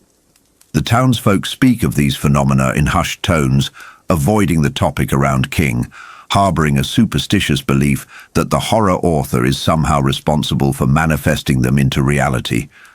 The burden of this unspoken accusation weighs heavily on his psyche.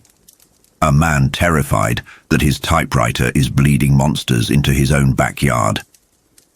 The dread culminates in the summer of 1999.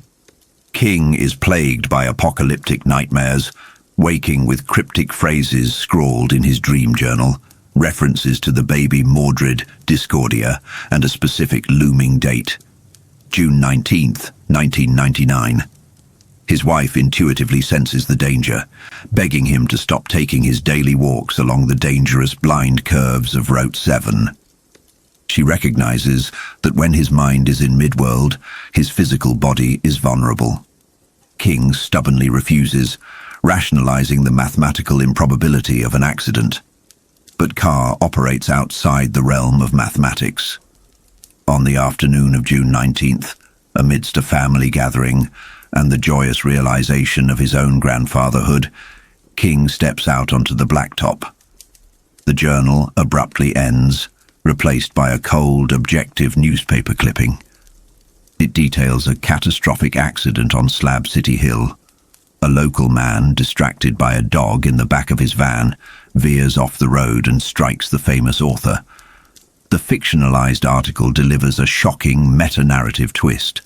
Stephen King is pronounced dead from massive head trauma. The author, the conduit, the wordslinger, is abruptly, violently silenced. The implications are staggering, weaving the author's real-life near-fatal accident into the very fabric of his dark mythology. It is the ultimate expression of suspense and psychological horror. The suggestion that the Crimson King, unable to stop the gunslingers within the story, reached through the pages and attempted to murder the man writing it. The battle for the tower has spilled into the real world, and as the sun sets on the author's life, the forces of Discordia rise, leaving the reader staring into an uncharted, terrifying dark.